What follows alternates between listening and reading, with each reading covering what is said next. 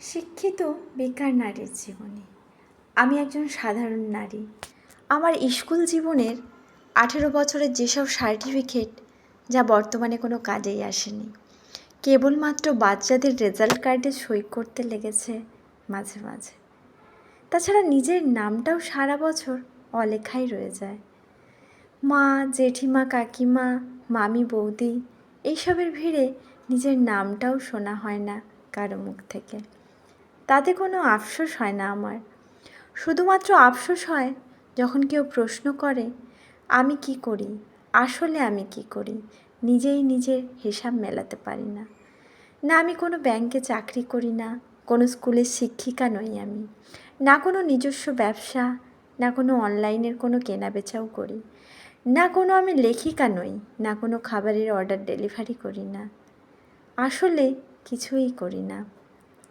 তবুও যে আমার নেই কোনো অবসর। সব থেকে বিভ্রান্ত হই যখন কোনো কর্মকর্তা মহিলা আমাকে প্রশ্ন করে। কারণ যদি আমি হোমমেকার হই তাদের বড্ড হাসি পায়। কারণ চাকরি করে তারাও দিব্যি ঘর সংসার সন্তান সব সামলায়।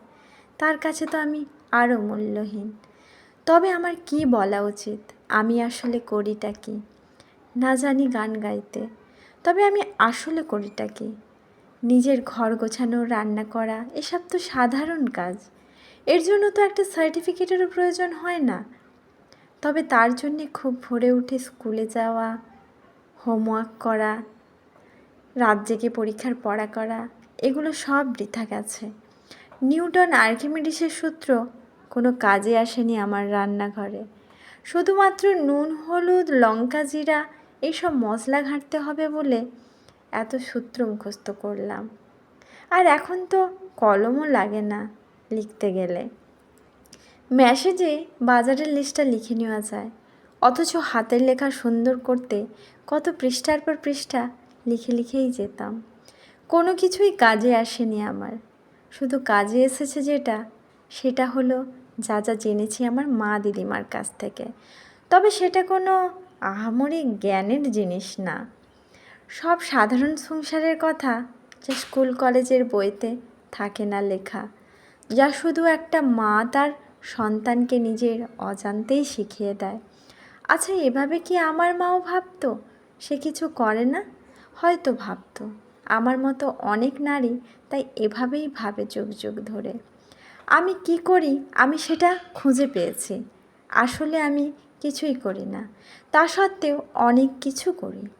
মনের অজান্তেই একটা ভবিষ্যৎ প্রজন্মকে এই পৃথিবীর বুকে তার অস্তিত্ব বজায় রাখার যে লড়াই, তার প্রশিক্ষণ দেই। তাই আমাদের পুঁথিগত শিক্ষা ও প্রকৃত শিক্ষা দুটোই খুব গুরুত্বপূর্ণ। আমাদের ওপর ভবিষ্যৎ প্রজন্ম নির্ভরশীল। তাই আমরা যখন এই বাস্তব পৃথিবীতে থাকবো না, তখনও তারা যেন যে কোনো প্রতিকূল পরিস্থিতিতে নিজেদের ঠিক সামলে নেয়।